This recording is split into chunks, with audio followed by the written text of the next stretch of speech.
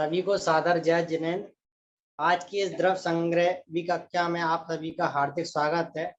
जैसा कि हमें पता है कि ये द्रव्य संग्रह ग्रंथ आचार्य नेमिचंद सिद्धांत चक्रवर्ती देव द्वारा रचित है और हमने पूर्व कक्षा में आदरणीय फूलचंद जी साहब के माध्यम से कई गाथाओं का अध्ययन किया। अब आगे के अध्ययन के लिए मैं डॉक्टर पंडित फूलचंद जी साहब से निवेदन करता हूँ।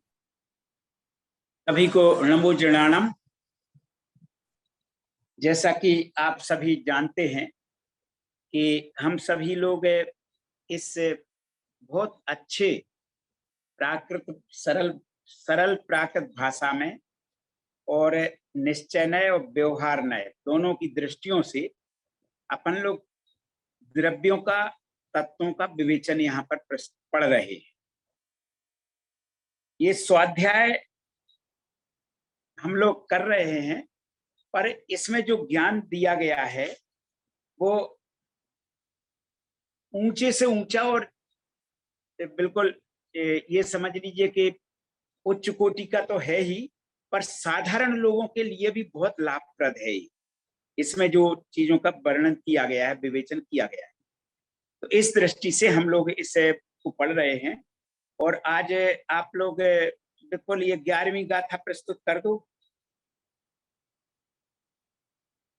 हाँ, देखिए ये हमारे सामने 11वीं गाथा है द्रव्य संग्रह की। तो इसका हम उच्चारण कर रहे हैं, फिर इसका आपके सामने इसका अर्थ भी प्रस्तुत करेंगे। कोढ़वी जल तेऊ बाऊ बण फदी विवेह थावरे इंदी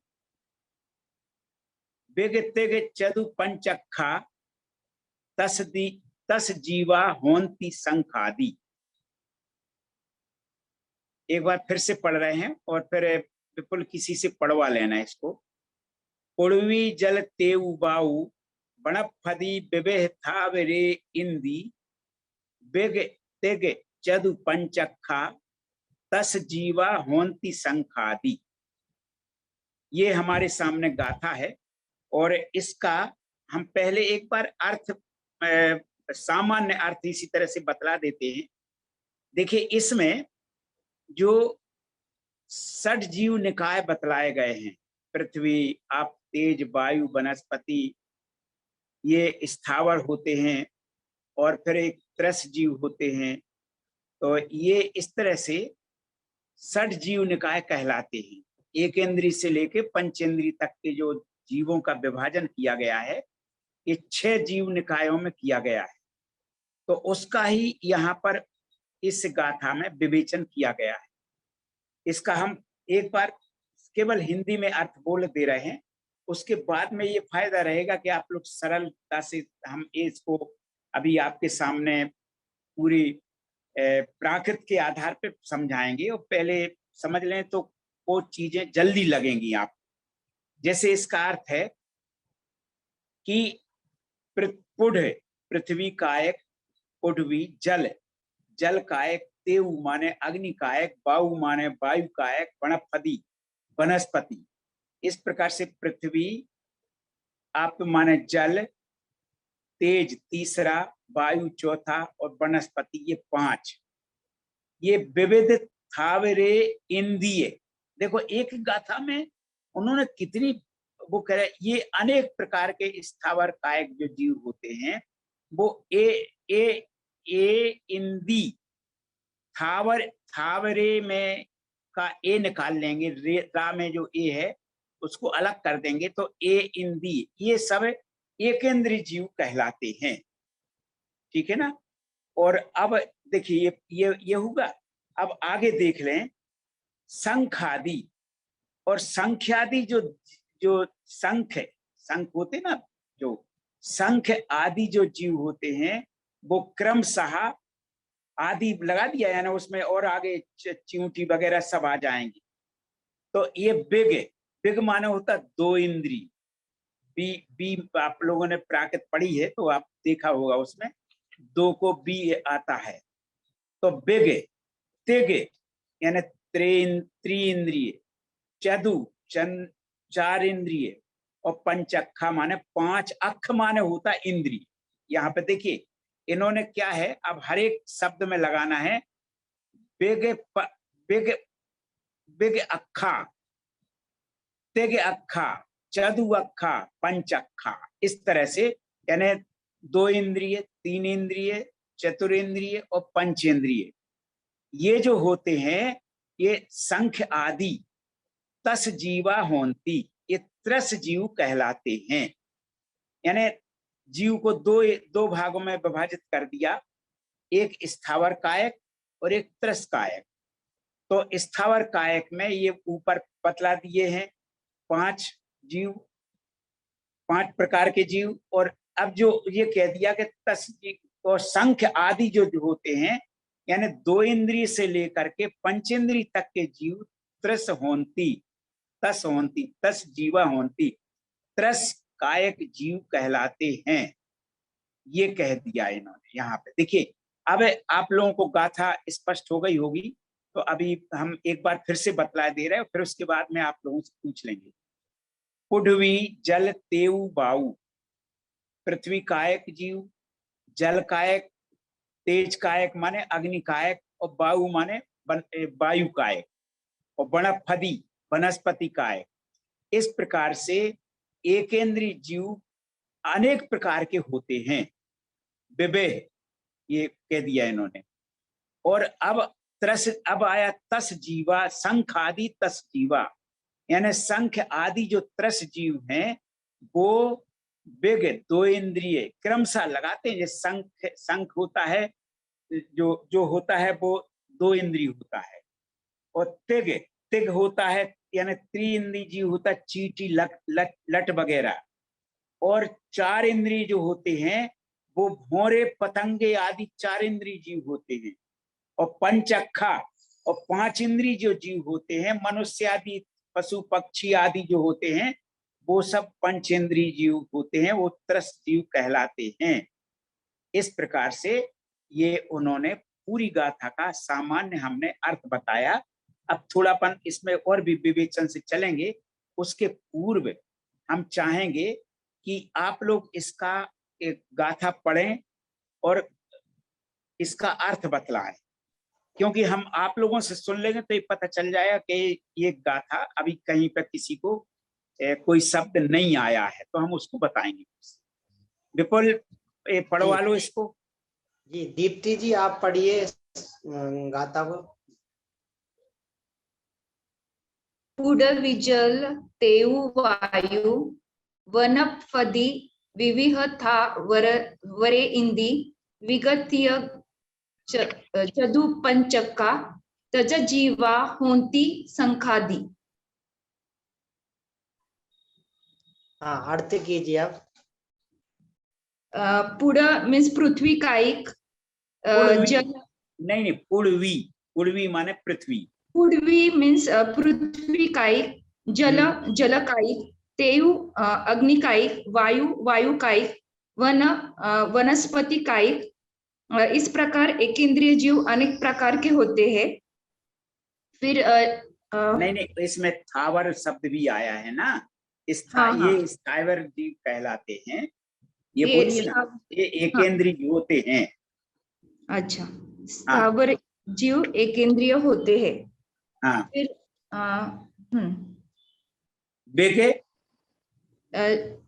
शंखादि जीव वो 2 इंद्रिय होते हैं। फिर फिर नहीं शंख आदि में सुनी देखिए उन्होंने एक शब्द बोल दिया शंख आदि, यानी शंख में केवल शंख बोलिए आप, आदि शब्द मत बोलिए वहां पे, क्योंकि अच्छा। शंख एकमात्र ऐसा जीव होता है जो ये जो अपन जो बाहर जो अपने सामने शंख दिखता है वो जीव नहीं है, वो ध्यान रखिए, वो निर्जीव है जो बजाते हैं, जिसको है जो शोरूम में रखे रहते हैं या पैसे रहते हैं। ये जो वहां पर समुद्र के किनारे पड़े रहते हैं और उनमें जीव रहता है। जब जीव निकल जाता है तब ये शंख जो खाली उसका ढांचा रह जाता है वो तो निर्जीव होता है, बाकी जो जीव जो होते हैं वो कहलाते हैं। ठीक है ना। तो अब आदि मत बोलिए, शंख जो होता है वो 2 इंद्रिय है, पहले इसी का लगा दें आप।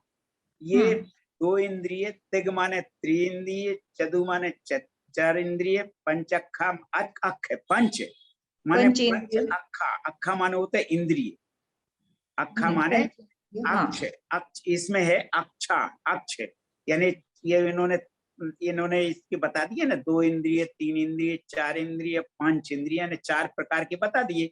तो अखा शब्द जो आ गया, अक्षा माने ये बहुवचन कह दिया। अक्ष माने देखिए, अक्ष माने होता है 2 शब्द, अक्ष माने इंद्रिय भी होता है और आत्मा भी होती है, ध्यान रखिएगा, अक्ष माने। मगर यहाँ पे हमें इंद्रिय एक इसमें केवल अक्ष माने होता है, यानी ये इंद्रिय शब्द लेना है यहाँ, ठीक है ना। हाँ तो बोलिए आप, अब बोलिए आगे। शंख 2 इंद्रिय, 3 इंद्रिय, 4 इंद्रिय व पंचेंद्रिय, तस जीवा त्रस जीव कहलाते हैं। हाँ ठीक है, बहुत अच्छा। अब देखिए इसमें आप लोग अगर डायरी लेके बैठे हैं तो इसमें आदि शब्द आ गया ना, तो अपन को लेना, उन्होंने तो ये गाथाओं में तो केवल संकेत किए जाते हैं ना, कि अब आप लोग उसको समझें या हम लोग समझें।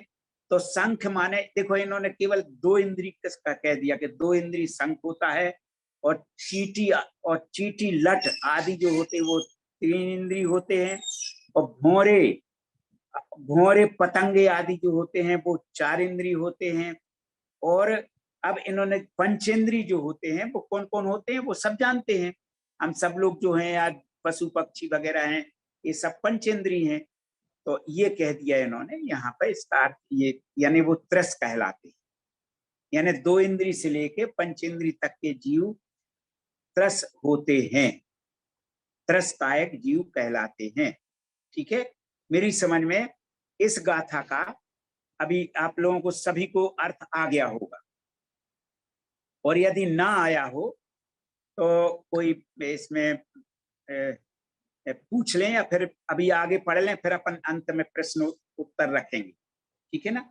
हाँ, ये अब अपने पास सामने देखिए, यहाँ पर हम जो बहुत अच्छे क्रम से आचार्य ने जो कह दिया, जीवो वो मो अमुत्तिकत्ता सदैव परिमाणो भूता संसार तो सिद्ध सुबुद्ध गई। तो ये जो चीज ये इन्होंने जो शुरू में कह दी है, तो यहाँ पर वो जीव का प्रकरण चल रहा है और किस प्रकार के होते हैं तो ये संसारी जीवों के भेद अभी आप लोगों ने पढ़े कि संसारी जीव कितने प्रकार के होते हैं।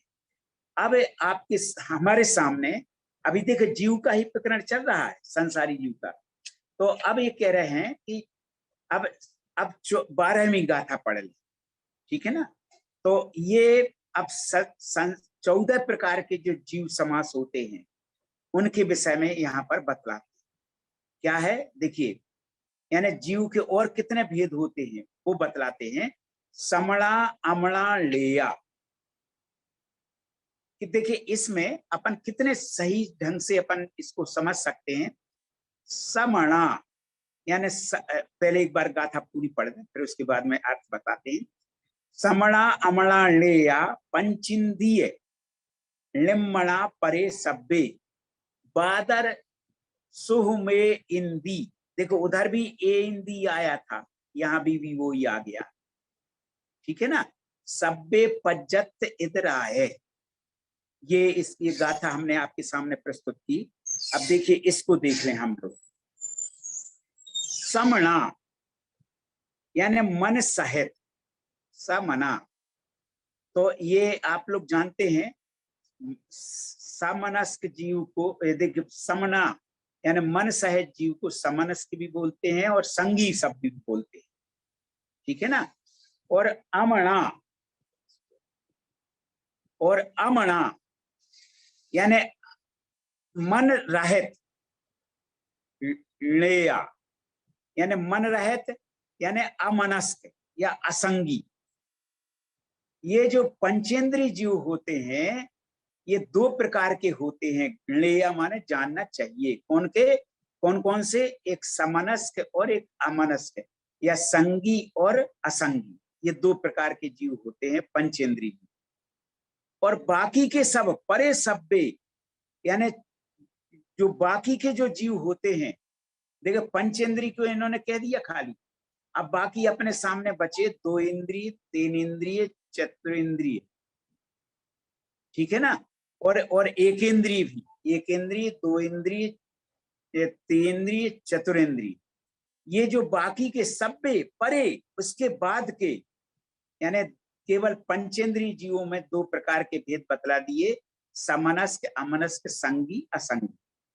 और परे इसके बाद के जितने जीव हैं वो सब निम्मणा यानी मन रहित होते हैं, ठीक है ना, मन रहित होते हैं।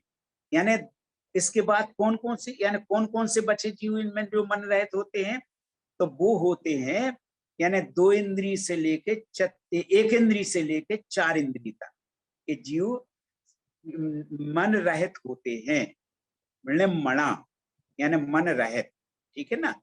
अच्छा, अब दूसरी पंक्ति का हम लोग अर्थ देख लें। ये देखिए, अब ए इंद्रिय, देखिए सुहु में इंद्रिय, तो माँ में जो एक ही मात्रा है उसको अलग कर लेना है। सोहोम हो गया वहां पे, बादर सोहोम यानी बादर और सूक्ष्म। ये ए इंद्रिय यानी जो एकेंद्रीय जीव होते हैं, एकेंद्रीय जीव वो कैसे होते हैं, बादर और सोहोम, सुहुमा यानी और सूक्ष्म, ये 2 प्रकार के होते हैं। तो ये इन्होंने कह दी, और ये सब्बे पज्जत, और ये सब जो सभी जीव, पज्जत माने पर्याप्तक, और इदरा यानी पर्याप्तक के अतिरिक्त, इतरा माने इदरा माने इतर, यानी और तो यहाँ पे ले लेंगे हम इसको कि पज्जत तो माने पर्याप्तक हो गया, और इदरा से लेंगे अपर्याप्त।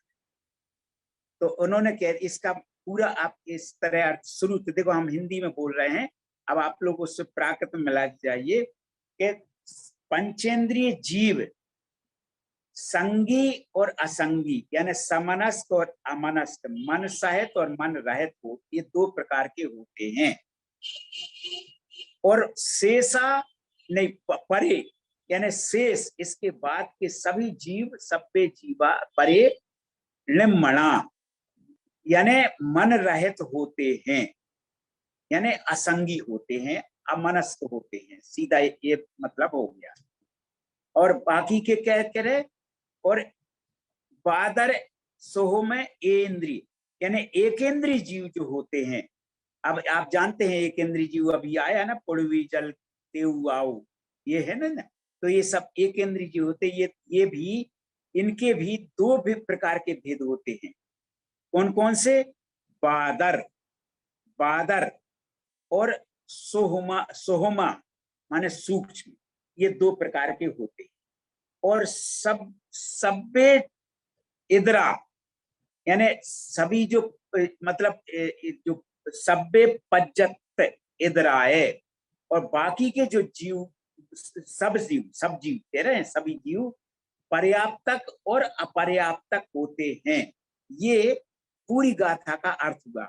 इसमें हमने देखिए, अब जो 11वीं गाथा हम लोगों ने पढ़ी उसमें थोड़ा सा विशेष बतला के, फिर उसके बाद में आप लोगों को जो मतलब जो प्रश्न उठे वो बाद में प्रस्तुत करेंगे। देखिए, ये बता दिया है ना, पृथ्वी जल तेऊ बाऊ, ये क्या है। देखिए, बहुत बड़ी चीज अपने जैन धर्म में बतलाई है कि हमारे यहाँ पे इनको षड जीव निकाय कहा गया है, पूरा 30 जीव सहित। यानी जो एकेंद्रीय जीव होते हैं वो 5 प्रकार के हैं, पृथ्वी जल तेज वायु, और पृथ्वी जल तेज यानी अग्नि, और वायु और वनस्पति, ये होते एकेंद्रीय जीव, स्थावर कहलाते हैं। तो ये बतला दिया इस क्या है, कितनी महत्व। ये लोग कहते हैं कि भाई जीव, इन सब के पढ़ने से हमें क्या फायदा है। हम इसको समझ करके हम जीवों की पहचान करते हैं, और हम उनके आसाधना से, उनकी हिंसा से बचते हैं। इसलिए इन सब का ज्ञान जरूरी होता है। और हम ये न समझें कि मतलब जैसे सामान्य लोग, दूसरे लोग समझते हैं पृथ्वी क्या है, जल क्या है, कि में कोई जीव थोड़ा ना होता है। हम लोग उसको एकेंद्रीय जीव मानते हैं, और उनको किसी प्रकार के दुख ना पहुंचे, व्यर्थ हम उसको न करें, आप तो उसका अपव्यय न करें इस तरह से। तो इससे क्या होता है कि देखिए पर्यावरण शुद्धि की, यानी जैन धर्म ने पर्यावरण शुद्धि का, पर्यावरण संरक्षण का सबसे उपाय बता दिया यहाँ पर। ये बहुत बड़ी बात बतलाई इन्होंने। तो ये चीजें हम लोग बाहर भी किसी से कह देते, लोग कहते हैं ना आजकल पर्यावरण पर बहुत लोग कहते पर्यावरण संरक्षण पर बहुत बातें होती हैं, बहुत व्याख्यान होते हैं, बहुत लोग करते हैं। तो हमें तो सबसे पहले यही बतलाना चाहिए कि देखो हमारे यहाँ तो प्रारंभ से ही पृथ्वी को जीव माना है, जल को जीव माना है, वायु को जीव माना, तेज को, अग्नि को जीव माना, वनस्पति को जीव माना। जीव तो जीव है, चाहे एकेंद्रीय हो चाहे पंचेंद्रीय हो। तो उनकी भी हमें हिंसा से, उनकी घात से बचना चाहिए, ठीक है ना। तो इस और इनके कारण हमें जितना हो सके हमें जीवन में उपयोग करते हैं इनका, इनके बिना अपना जीवन नहीं चलता, तो हम कम से कम उपयोग करेंगे तो अल्प से अल्प, तो उससे इन हमारे एक पर्यावरण की संरक्षण होता है बहुत बड़ी, ठीक है ना। हमारा जो असंतुलन, प्रकृति का असंतुलन हो गया इसी के कारण हुआ कि हमने कुछ इनका दुरुपयोग किया, अनावश्यक खर्च किया इन सबको, इसलिए तो ये आपके सामने बात आई।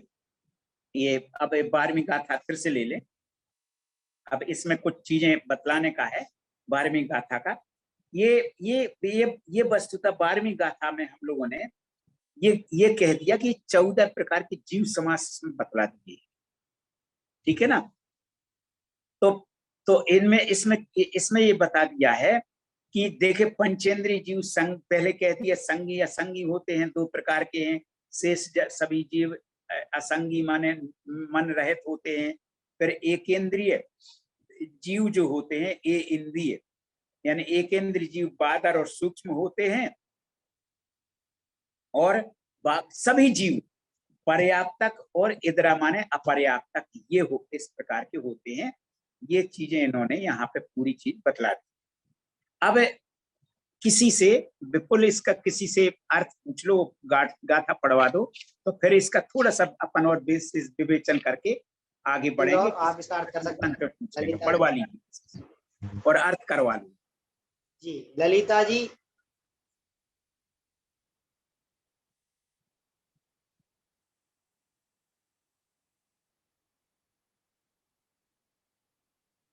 हाँ चलिए बीना बहन आप इसका अर्थ कीजिए।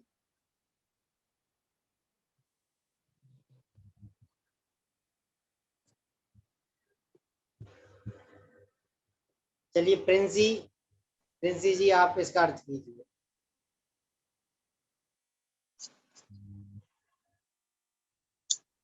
हाँ जय जिनेन्द्र। हाँ जय, पढ़िए। समणा अमणाणेया पंचेंद्रिय निम्मणा परे सब्बे बादर सुहु मेहंदी सब्बे पच्चत इद्राय। बहुत अच्छा, बहुत बढ़िया पढ़ा। हाँ, इसका मतलब है कि पंचेंद्रिय यानी पंचेंद्रिय जीव संगी और असंगी, समणा अमणा यानी संगी और असंगी, ऐसे 2 तरह से जानने चाहिए। ये 1 मिनट। हाँ, इणेया का अर्थ क्या है? इणेया जानना। हाँ बहुत अच्छे, जानना चाहिए, बहुत अच्छा, ठीक है। समणा का मतलब संगी और अमणा का मतलब असंगी। असंगी, बहुत अच्छा। हाँ, ऐसे क्या है, शब्दों के अनुसार आप अर्थ करेंगे तो बहुत अच्छा रहेगा। आगे कोई अपन को इस आगम के बहाने, इस द्रव्य संग्रह के अपन लोग के कारण हम लोग दूसरे आगम लगाने का सरलता रहेगी। हाँ, यानी सवे सब निम्मना यानी जो जीव है, बाकी जो जीव है, सभी सारे जो जीव है बाकी शेष बचे हुए, वो मन रहित असंगी जीव है। मतलब कि एकेंद्रीय, द्विंद्रीय, त्रिंद्रीय और चौरेंद्रीय जीव। हाँ ठीक है। और बादर सुहुम मेहंदी यानी कि बादर और सूक्ष्म, सुहुम यानी सूक्ष्म और बादर और सूक्ष्म, ये 2 प्रकार के एकेंद्रीय जीव बताए हैं। बहुत अच्छा। सब्बे पज्जत इद्राय यानी कि ये सभी जीव पज्जत यानी पर्याप्त और अपर्याप्त होते हैं। बहुत अच्छा, बहुत अच्छा। देखो कितना अच्छा अर्थ आपने बता दिया संक्षेप में। अब थोड़े से इसके जो शब्द हैं उनको बतला के आगे बढ़ेंगे अपन लोग। देखिए बादर कौन कहलाते हैं? बादर वो होते जो किसी से रोकते हैं, ठीक है ना। यानी जैसे कोई ऐसी चीज स्थूल चीज होती ना, तो जैसे ना हम वो दूसरे को भी रोकती है, स्वयं भी रुकती है दूसरे से, ठीक है ना। और सूक्ष्म ऐसे होते हैं कि न स्वयं किसी को रोकते हैं, न दूसरे से रोकते हैं। ये बता दिया। ये इंद्री यानी एक इंद्री होते हैं इस तरह से। और अब क्या क्या कहते हैं, पर्याप्तक और अपर्याप्तक, ये क्या है? तो पर्याप्तक जो होते हैं वो क्या है कि जैसे जो जिन जीवों में जो आहार, देखिए ये जो होती हैं, ये 6 पर्याप्तियां होती हैं। आहार, शरीर, इंद्रिय, श्वासोच्छ्वास, भाषा और मन। देखिए पूरा जो हमारी जितनी क्रियाएं चलती हैं, जितना शरीर की जो क्रियाशीलता रहती है, वो सब ये 6 पर्याप्तियों से होती है। क्योंकि देखिए आहार भी इसमें जो बता दिया, आहार भी हो गया, अपना शरीर है ही है, इंद्रियों के द्वारा सब कुछ अपन जानते समझते हैं। श्वासोच्छ्वास लेते मतलब अपन श्वास लेते भी हैं, छोड़ते भी हैं। भाषा के बिना अपना काम ही नहीं चलता, जो अपनी भाषा बोलते हैं। और मन तो सब कुछ होता है। तो ये 6 पर्याप्तियां होती हैं। तो ये जो 6 पर्याप्तियां जिनके यहाँ परिपूर्ण होती हैं, वो कहलाता पर्याप्त। और जिनके ये पर्याप्तियां पूर्ण नहीं होती, वो उन्हें कहते हैं अपर्याप्त, ठीक है ना। यानी जैसे मान लीजिए भाषा पर्याप्ति है, तो इसके कारण हम बोलते हैं, बोलने की जो शक्ति है आती है, वह भी इसी भाषा पर्याप्ति से। ये पर्याप्तक अपर्याप्तक की आप लोगों के सामने भाषा, क्योंकि अपन लोगों को ये चीजें समझ के चलना चाहिए, ताकि हमारे सामने ये क्योंकि ये प्रारंभिक चीजें हैं, जैन धर्म के बहुत पारिभाषिक शब्द हैं।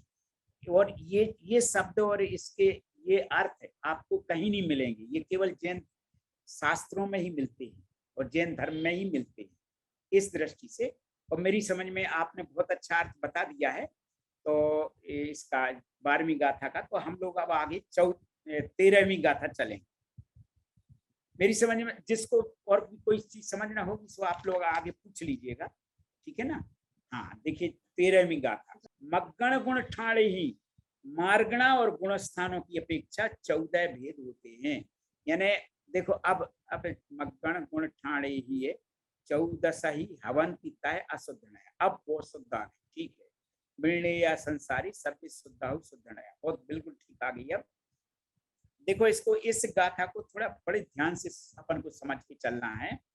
यानी ये कह रहे हैं, देखिए यहाँ पर देखिए अपने जो जैन जो करुणानुयोग होते हैं, करुणानुयोग से संबंधित जैसे गोमठ सार वगैरह हैं या और भी जो कर्म ग्रंथ हैं, उनमें क्या होता है कि मार्गणा और गुणस्थान ये मुख्य रूप से हैं। तो ये कह रहे हैं मार्गणा भी 14 होती हैं और गुणस्थान भी 14 होते हैं। ये यानी ये कहना चाह रहे हैं कि जो मतलब इसके माध्यम से इन्होंने ये कह दिया है कि ये जो मग्गण गुण ठाणे ही है, यानी तह तथा जो कह दिया है कि ये जो होते हैं यानी संसारी जीव, संसारी शब्द आ गया ना वो नीचे, तो संसारी जीव होते हैं अशुद्ध नया, यानी अशुद्ध नय की दृष्टि से क्या क्या होते हैं 14 ही, यानी 14 मग्गण गुण, यानी मार्गणाओं की अपेक्षा भी और गुण स्थानों की अपेक्षा भी 14 ही हवंती, 14 होते हैं। यानी 14 मार्गणाएं हैं, 14 गुण स्थान है, ठीक है ना। ये किस दृष्टि से है जीव के भेद? ये अशुद्ध नय की दृष्टि से, यानी व्यवहार नय की दृष्टि से। अब नीचे की पंक्ति में कह दिया किंतु शुद्ध नया, शुद्ध नय की दृष्टि से सभ्य शुद्धाहु, यानी सभी जीव शुद्ध होते हैं। यानी कोई किसी प्रकार का उनमें मतलब कोई विकारी भाव मूलता निश्चय दृष्टि से, जैसे अपन कह देते ना कि देखो भगवान अरहंत देव में या सिद्ध भगवान में और हम में कोई अंतर नहीं है। अंतर केवल इतना ही है कि हम संसार में हैं और वो सीधे सिद्ध गति में पहुंच गए। मगर ये किस दृष्टि से हम कह रहे हैं कि हम में उनमें कोई भेद नहीं है, क्योंकि मूल रूप में हम भी हम लोग भी बिल्कुल विशुद्ध हैं, मगर संसार में पड़े रहने से हमें जो 8 प्रकार के कर्म हैं उनके निरंतर आश्रय और बंद होने से हम लोग संसार में रह रहे, सो हम संसारी कहलाने लगते हैं। मगर क्योंकि अंत में जो अंतिम जो पराकाष्ठा होती है, अंत में जीव की क्या परिणति होती है, जैसे अपन पानी को गर्म कर लेते हैं तो थोड़ी देर के लिए गर्म हो गया, फिर जब अपन उसको रख देंगे तो फिर वो अपने स्वभाव में आ जाएगा। उसी प्रकार के शुद्ध नय से माने निश्चय नय की दृष्टि से मूल रूप में हमें भी उसी शुद्ध अवस्था को प्राप्त करना है। और वो शुद्ध, ये अंत में जीव की जो ये हमारी, हमें प्रत्येक जीव को उसी लक्ष्य की ओर बढ़ना है और उसकी होना है। पता नहीं कितनी गतियों में कितने भावों तक हमें भ्रमण करना है, उसके बाद में मूल रूप में तो हमारे, क्योंकि लक्ष्य भी है, हम हर गति में मनुष्य जैसे हम लोग अपनी ये भी लक्ष्य बना के चलते, हे भगवान, हम लोग जैसे अपन लोग फल चढ़ाते हैं ना, तो अपन लोग मोक्ष की कामना करते हैं। तो ये शुद्ध नय की दृष्टि से हम लोग बतला दिया, तो सभ्य शुद्धाउ शुद्ध नया, ये शुद्ध नय की दृष्टि से सभी शुद्ध ही जीव होते हैं, ये इन्होंने बतला दिया। देखो एक बार फिर इसका अर्थ हम बतला रहे हैं, फिर उसके बाद में आप लोग बताइएगा। यानी संसारी, नीचे जो दूसरी पंक्ति में दूसरा शब्द आया, उस संसारी जीव जो होते हैं वो अशुद्ध नया माने व्यवहार नय की दृष्टि से मग्गण 14 ही, यानी 14 प्रकार की मग्गण यानी मार्गणाएं और गुण ठाणे ही, गुण स्थान में की अपेक्षा से 14 ही 14 भेद होते हैं। किंतु शुद्ध नय की दृष्टि से सभी शुद्ध ही जानना, बिल्लेया माने जानना चाहिए। ये पूरी गाथा का यहाँ पर अर्थ प्रस्तुत किया गया है। अब आप लोग इसका किसी से पूछ लें, पढ़वा भी लें और पूछ भी लें। संतोष जी आप पढ़िए।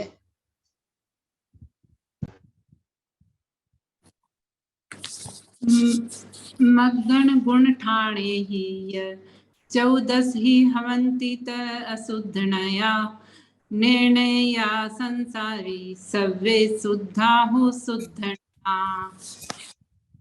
मार्गणा जिस मार्गणा और गुण ठाणे ही, और गुण स्थान की अपेक्षा से 14 ही होते हैं।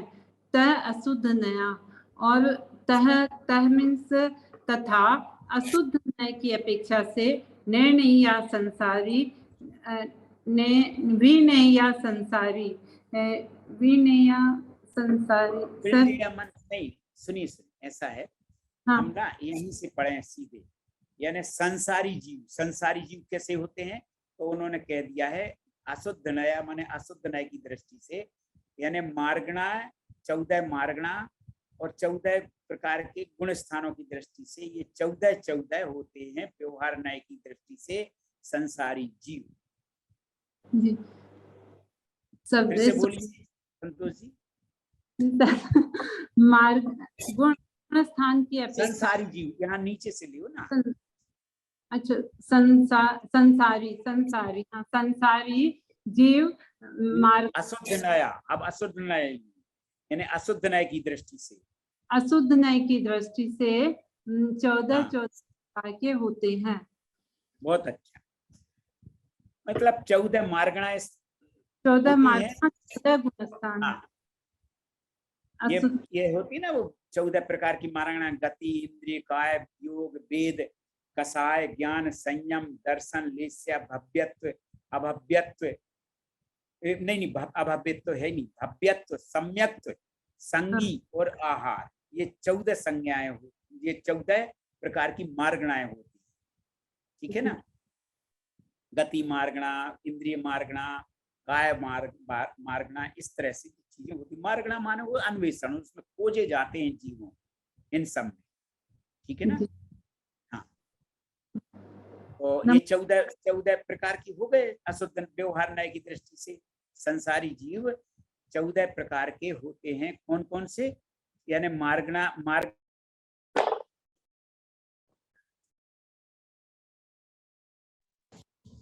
और ये तो यार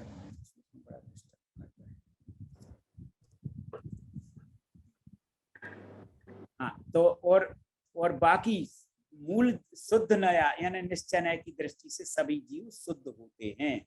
बस सीधा सीधा एक बात बोल जाइए यार संतोष जी। जी हेलो, जी सर। हाँ बोल जाइए एक बार आप, फिर आगे अपन देख लें। संसारी जीव शुद्ध हाँ बहुत अच्छा। हाँ नय की अपेक्षा से मतलब 14 व्यवहार मार्ग में अपेक्षा से स्थान होते हैं, उनमें 14 मार्गणा और 14 गुणस्थान होते हैं। और हाँ ठीक। अंतर इसमें यही कि हम संसारी है और वे संसार से ऊपर चले गए हैं। जब भगवान के लिए कहा है कि अंतर उनमें और हमें इतना ही है कि हम संसार में हैं और वो संसार से परे चले गए हैं। नहीं ये तो ठीक है, मगर ये शब्द शुद्धाऊ शुद्ध नया ये बताइए ना। शुद्ध नया माने निश्चय नय की दृष्टि से सभी जीव शुद्ध हैं।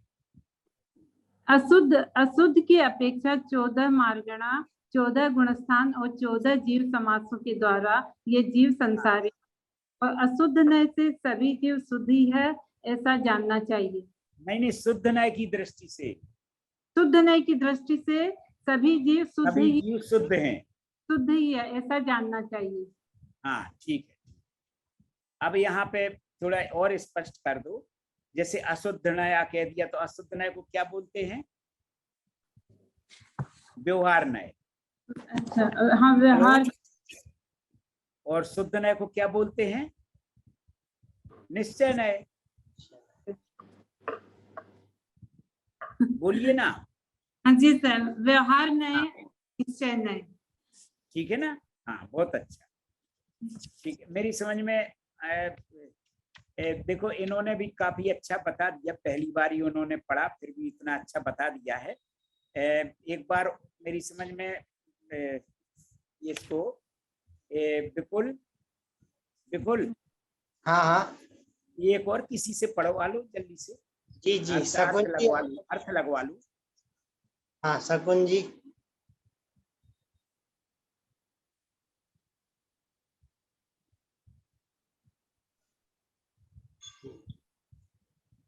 हाँ जय जिनेन्द्र सर। हाँ जय जिनेन्द्र। मगण गुण ठाणे ही य 14 हवंती तह अशुद्ध नया विनेया संसारी सब्वे शुद्धा हो शुद्ध नया। इसका मतलब संसारी जीव व्यवहार नय से 14 मार्गाणु अनुसार और 14 गुण अनुसार होते हैं 14 प्रकार के होते हैं। और निश्चय नय यानी शुद्ध नय के अनुसार सभी जीव सिद्ध होते हैं। शुद्ध नय के अनुसार सभी जीव सिद्ध होते हैं। नहीं सिद्ध भी होते हैं, नहीं ये कहो ना शुद्ध है, यहाँ सिद्ध नहीं सभी शुद्ध नय की अपेक्षा से मतलब निश्चय नय की अपेक्षा से सभी जीव शुद्ध है, ठीक है ना। सर थोड़ा ये 14 मार्गणा और गुण स्थान ये थोड़े क्लियर करने थे ना। 14 मार्गणा किसको मतलब कहा है? देखिए अभी हमने बतलाया है क्या होता है कि 14 मार्गणा माने मार्गणा का मूल अर्थ है अन्वेषण, खोज। तो जैसे गति, जैसे हमने अभी गिनाए थे ना आपको 14 मार्गणाएं। 14 मार्गणाएं मतलब गति, इंद्रिय, काय, योग, वेद, कसाय, ज्ञान, संयम, दर्शन, लेस्या, अव्यक्त, सम्यक्त, संगित और आहार, ये हो गए 14। तो ये इन 14 प्रकार, जैसे गति है, मान ली गति मार्गणा है, तो हम उन गतियों में के कौन से जीव कौन सी गति में है, किस तरह से रहते हैं, उन गतियों में जीव खोजते हैं। फिर इंद्रिय की अपेक्षा से ये जैसे अपन ने अभी विभाजन किया कि ये स्थावर कायक एक इंद्रिय जीव होते हैं, वो 5 प्रकार के पृथ्वी, तेज, आयु।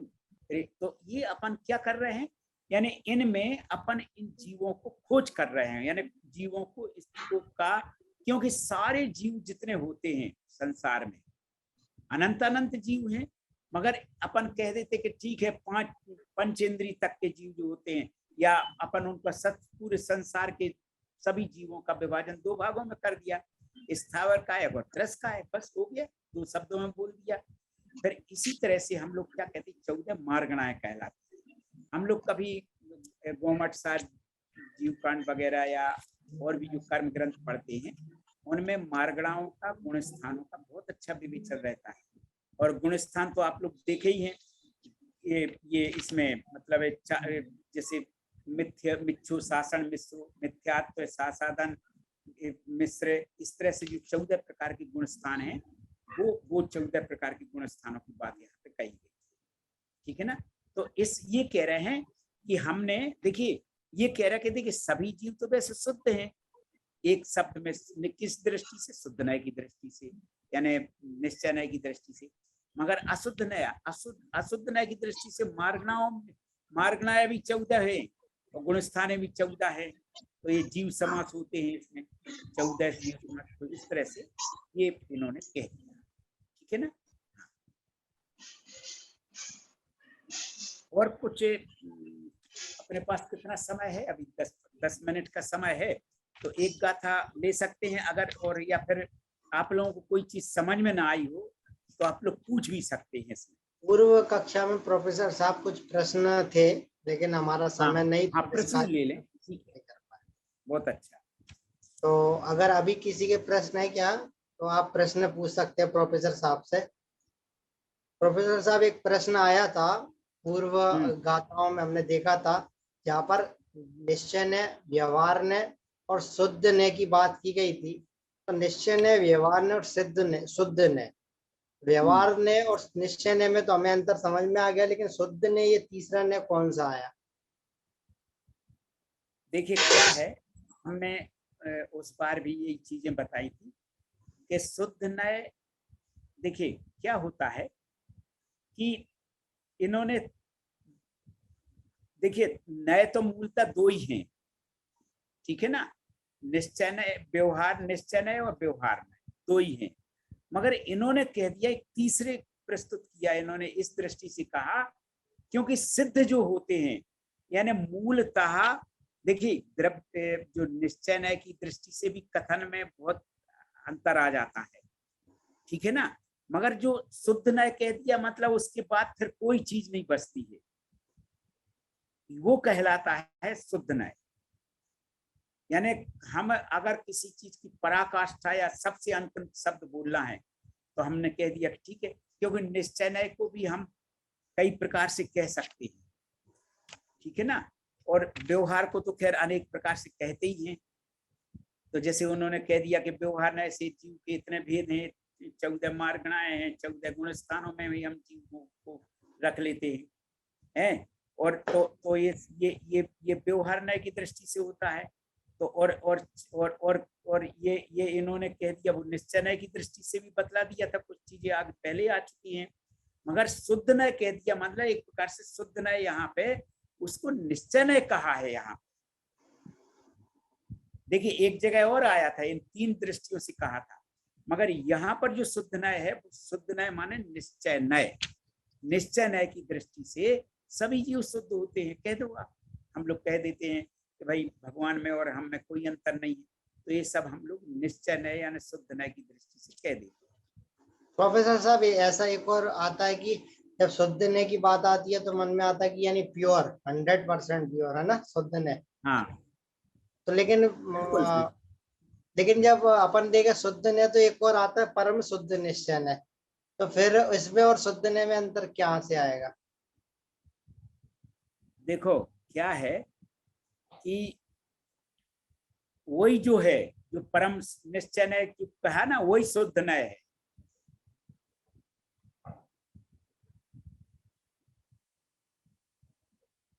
अच्छा, नहीं मैंने जब भेद पढ़े निश्चय ने के तो कहते हैं कि अशुद्ध ने, शुद्ध ने, एक देश निश्चय, एक देश शुद्ध ने और परम शुद्ध निश्चय ने, ऐसे ने के 4 भेद बताए निश्चय ने क्या के। है तो सुनिए वो हम लोग इनमें जब अपन कोई चीज को कथन करते हैं ना, विवेचन करते हैं, तो हमें उस स्थिति तक समझाने के लिए हम कुछ बोल देते हैं मगर मूलतः जो होता है, जैसे अपन ने कह दिया क्या है कि कोई चीज को अपन ने कहा कि ठीक है ये शुद्ध घी है, ठीक है ना, है तो अपन कहते नहीं नहीं बिल्कुल बिल्कुल शुद्ध है, ये अपन बोल देते ना।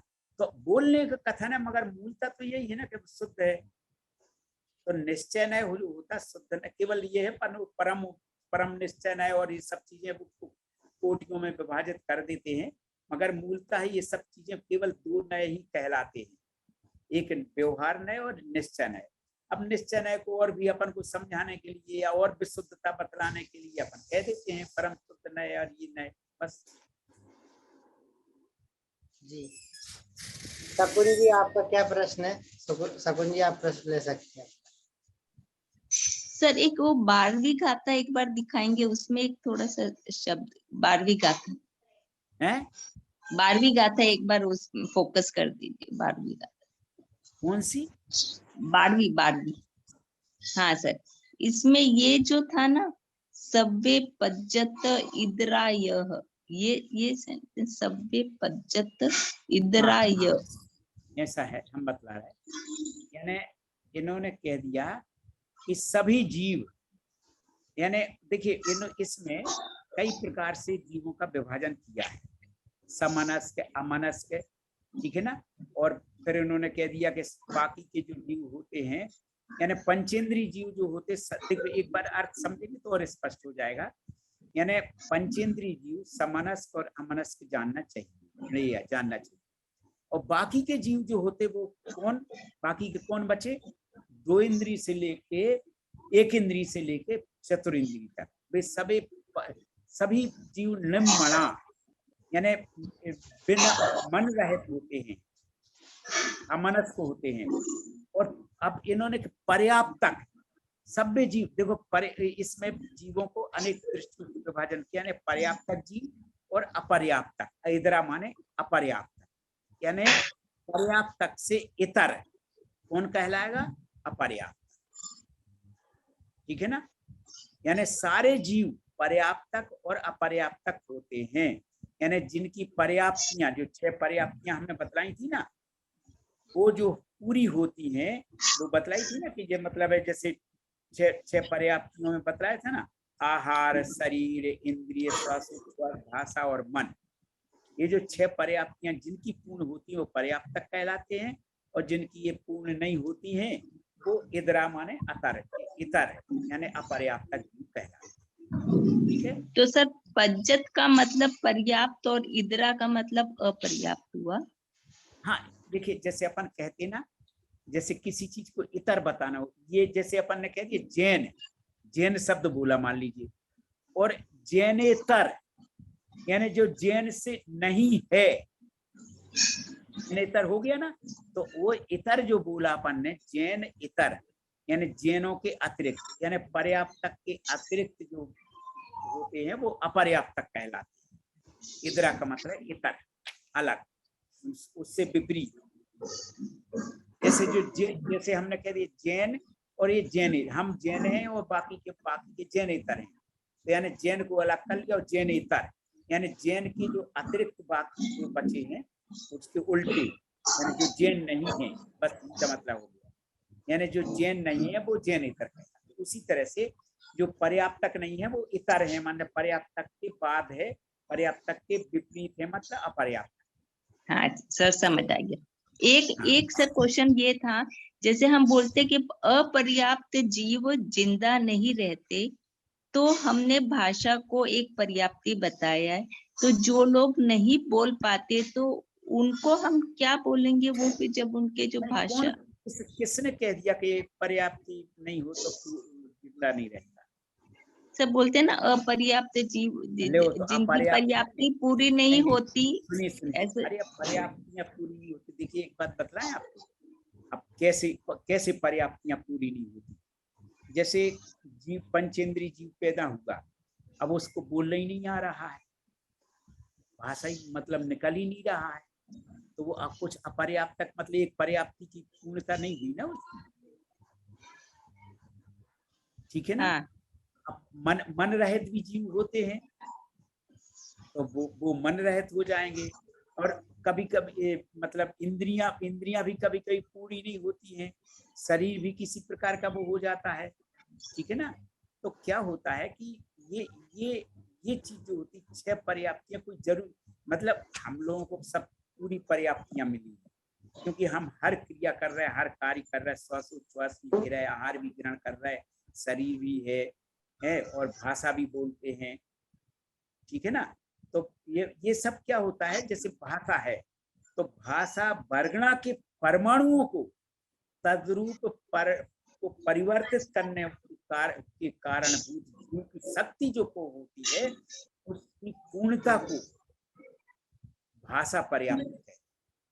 यानी वो ये नहीं कि हमें केवल मतलब अब कई लोग होते हैं तो पर्याप्त कोई जरूरी थोड़ी कि वो सब हो जाए। तो ये चीज है। अब इंद्रियां हैं, इंद्रियां भी कभी कभी किसी के यहाँ परिपूर्ण नहीं होती है, कोई पूरे प्रज्ञा चक्षु हो जाते हैं या कान से सुनाई नहीं पड़ता, बिल्कुल बहरे होते हैं, ठीक है ना। ये होते हैं, तो ये अपर्याप्त कहलाते हैं वो सब। तो ये अपर्याप्तक नहीं कहलाते हैं? ये अपर्याप्तक नहीं कहलाते। नहीं, जिनकी 6 पर्याप्तियां पूर्ण होती हैं वो पर्याप्तक, और जिनकी ये 6 पर्याप्तियां पूर्ण ना हो वो अपर्याप्त।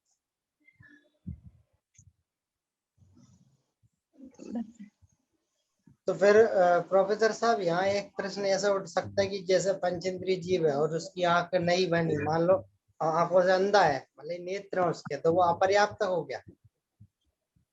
नहीं, ऐसा है, वो अपर्याप्तक नहीं कहलाएगा। आपको बताएं, देखिए इंद्रिय है, इंद्रिय की वो अंधा होने, अगर इंद्रियां तो सामने दिख रही ना, अब ये समझ लो कि देखिए हम आपको एक बात बताएं, जैसे इन्होंने कह दिया कि इंद्रिय पर्याप्ति, मतलब जैसे मान लीजिए कि अब ये तो ये बाकी के जो जीव होते हैं, जैसे 2 इंद्रिय हैं, 3 इंद्रिय, अब उनके यहाँ इंद्रिय, जैसे मान लीजिए कि 2 इंद्रिय जीव है तो उनके ने स्पर्श और रस नहीं होती है, बाकी नहीं होती है इंद्रियां, ठीक है ना। तो वो सब अपर्याप्तक हो जाएंगे। शकुन जी कुछ कहना चाह रही हैं? नहीं, बस वो एकदम तो बोलिए राजू जी। ठीक है, थोड़ा क्लियर हुआ सब, थोड़ा नहीं हुआ, ठीक है। क्या कह रहे हैं? सर थोड़ा क्लियर हुआ, थोड़ा नहीं हुआ, वो थोड़ा नहीं, कौन सी बात क्लियर नहीं हुई वो बताओ आप। हाँ। मतलब वो सर कि वो आप जो बोल रहे कि इंद्रिय पर्याप्ति पूरी नहीं होती तो वो अपर्याप्त कहलाते, पर वो समझ नहीं आ रहा कि वो मतलब कैसे पूरी, जब हम बोल रहे हैं कि उसकी आंखें नहीं है तो फिर वो नहीं, वो देखिए इसमें पंचेंद्रिय जी की उसमें वो बात अलग है। देखिए क्या है कि उसके वो आंखें तो केवल उसके अंदर की शक्ति नहीं है आंखों की, ध्यान रखिए, आंखें तो सामने दिख रही हैं, इंद्रिय दिख रही है, पर वो उसकी जो अंदर की जो ज्योति रहती वो नहीं है, वो अपर्याप्तक नहीं कहलाएगा। अपर्याप्तक वो कहलाएगा जैसे मान लीजिए कि 2 इंद्रिय जीव है, अब उसमें नेत्र इंद्रिय नहीं होती है। जय जिनेन्द्र सर, मैं बोलना चाहूंगी 1 मिनट। जय जिनेन्द्र। हाँ बोलिए सर। पर्याप्त और अपर्याप्त की जहाँ बात आती है तो 6 पर्याप्तियां मानी गई है, तो सभी जीवों में 6 पर्याप्तियां नहीं होती है। जैसे एक इंद्रिय जीवों में 4 ही पर्याप्तियां होती है। अरे वही बात कह रहे हैं। 1 मिनट सुनिए, वो जीव जब तक उन 4 पर्याप्तियों को नहीं बांधेगा तब तक अपर्याप्त, और जब चारों पर्याप्तियां पूर्ण हो जाएगी तब पर्याप्त। यही बात कही ना कि जैसे 2 इंद्रिय जीव है तो उसके यहाँ स्पर्श रसना है, 3 इंद्रिय के पास स्पर्श रसना घ्राण है। नहीं, ये इंद्रियों की बात आ रही है सर, पर्याप्तियों की बात करनी है ना हमें। पर्याप्तियां 6 है, तो जैसे हम मनुष्य हैं, संगी है, हमारे पास 6 पर्याप्तियां हो सकती है, ठीक है। लेकिन जब तक मैं आहार पर्याप्ति, शरीर पर्याप्ति, इंद्रिय पर्याप्ति, मेरी 3 ही पर्याप्तियां पूर्ण हुई है, तब तक मैं अपर्याप्त हूँ। लेकिन जब मेरी 6 पर्याप्तियां पूर्ण हो जाती है, चाहे मेरी आंखों से मुझे दिखाई नहीं देता, उससे कोई मैटर नहीं करता है, बट मेरे अंदर वो कैपेसिटी है, इसीलिए मैं पर्याप्त हूँ। तो जिसके अंदर जितनी कैपेबिलिटी है पर्याप्तियों की, वो पर्याप्तियां अगर पूर्ण हो जाती है तो पर्याप्त, और जब तक वो प्रोसेस चलता रहता है वो पर्याप्तियां पूर्ण नहीं होती है तो वो जीव अपर्याप्त। ये इसकी सिंपल डेफिनेशन है। बिल्कुल ठीक, ठीक है, बहुत अच्छा।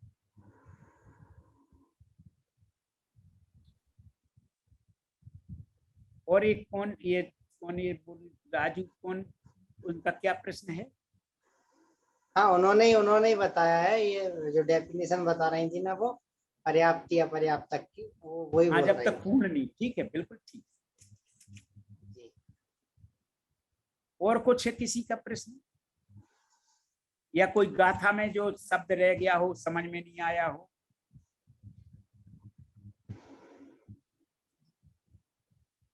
छह पर्याप्तक के नाम बता दीजिए, जो छह पर्याप्ति। ये छह पर्याप्तियों के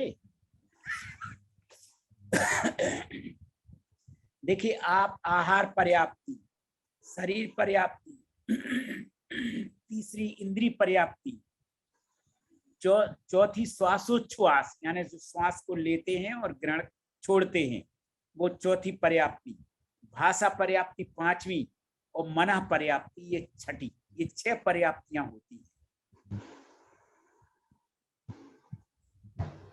ठीक है ना? जय जिनेंद्र। जी बोलिए प्रिंसी जी। अब इसके बाद गोमट सर कर्मकांड जी पढ़ाना ना। पहले ये द्रव्य संग्रह पूर्ण होने पहले दीजिए। इसी द्रव्य संग्रह तो होने दो, उसके बाद कर्मग्रंथ का टॉपिक ले लेना। वो देख, वो आगे उन इल्नों पर निर्भर है कि आप करते हैं, मगर ये अभी तो अपन ये गाथाएं जो पढ़ रहे हैं अभी तो इनको समझ लें अपन। जी।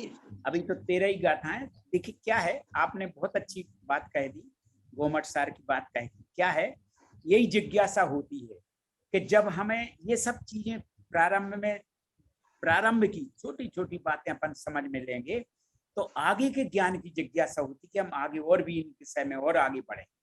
14 मार्गणाएं पूरी पढ़ें, 14 गुण स्थान पर एक गुण स्थान का विवेचन पढ़ेंगे, इसमें क्या है, किस तरह से है, कितनी विच्छित्ति होती है, बंद होती है, ये सब चीजें पढ़ें।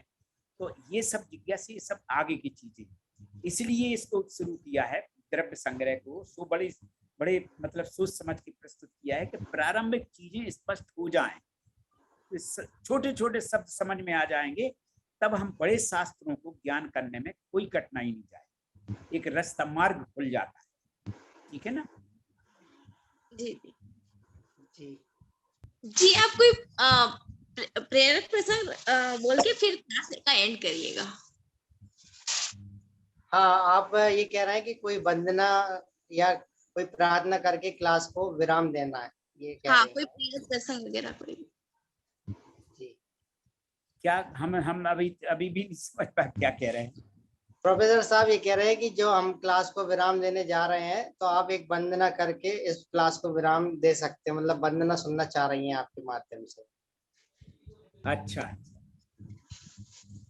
वंदना तो के रूप में तो हम एक मंगलाचरण किए दे रहे हैं जी, और उसके बाद हम क्लास को विराम देंगे। हाँ ठीक है।